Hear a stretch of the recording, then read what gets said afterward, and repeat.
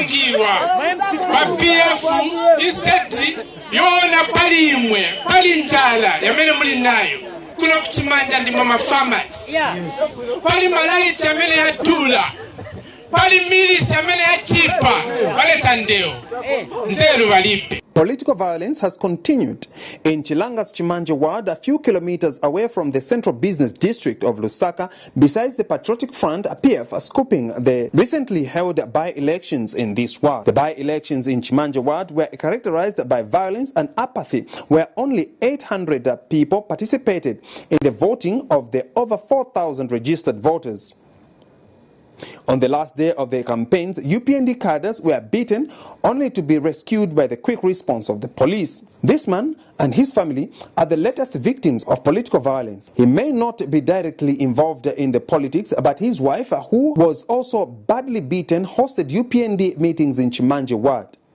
Odd as he may be, he is dead scared to go to his house in Chimanje ward for fear of being killed by cadres.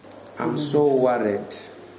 I'm so worried because they wanted to put us in their boot and they failed, meaning that we didn't even know where they were going to take us. Now, if they still know that we are alive, I don't think I'm safe at home. These people can come back for us. He now explained what happened. So he wanted to get some takeaways, drinks, and then we start off. Then I found one of the guys who were in the spa shop just by the door of where I left my truck with my wife inside, and the music was playing and the keys were there. So he just removed the keys and he was talking to me rudely, and then my wife was telling him that, no, why are you talking to him like that? This is your uncle, can you give respect? Then his friends said, no, wakolewa. So I just thought, no, maybe he's drunk. Then I hugged him. Nah, Sonny, you're drunk. Just behave yourself.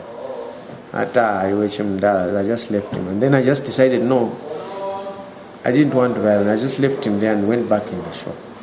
And he was calling me, Iwe Bwerakun. I just looked at him and then I went in.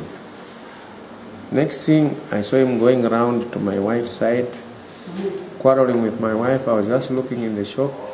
Then he went inside the car and started punching my wife. That's when I came out with force. Now I was with my nephew. I asked my nephew, hey, what's going on? Look, these guys, what they are doing.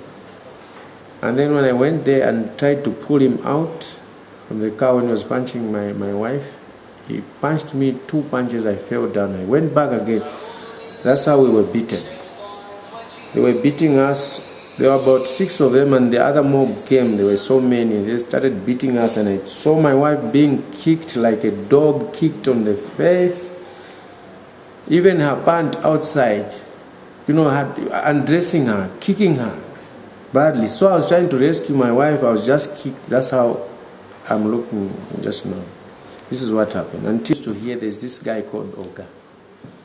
They never allowed the UPND to go and campaign in Kalundu.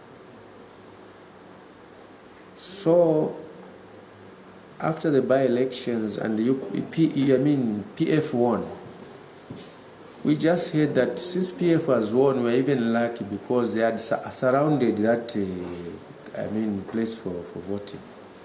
Meaning that people saw pangas and stones in the buses. Meaning that if UPND had won, there was going to be bloodshed.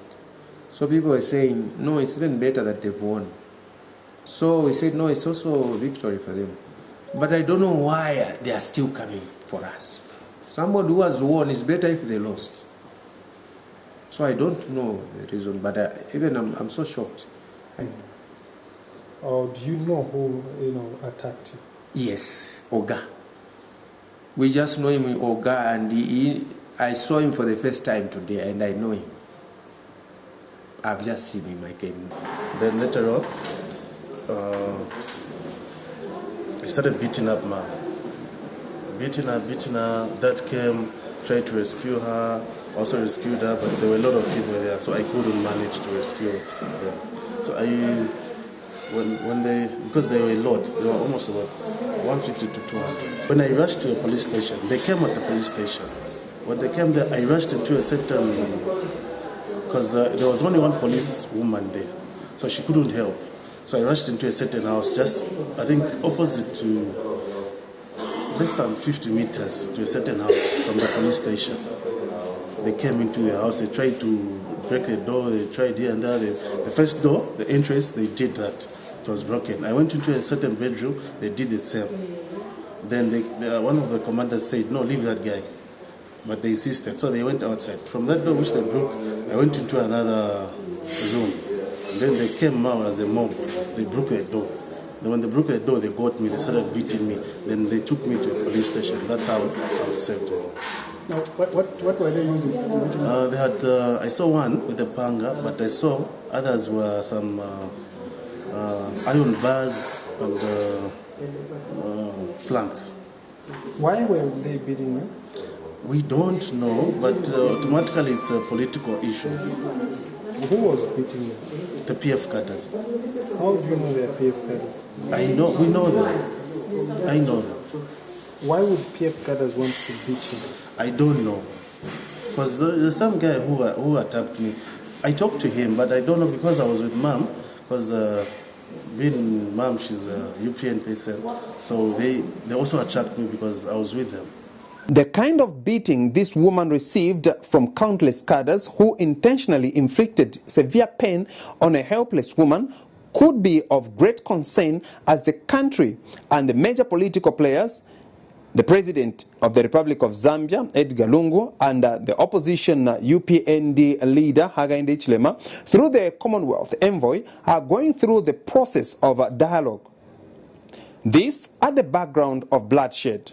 Francis Mwamba Kope, reporting for CBC News in Lusaka.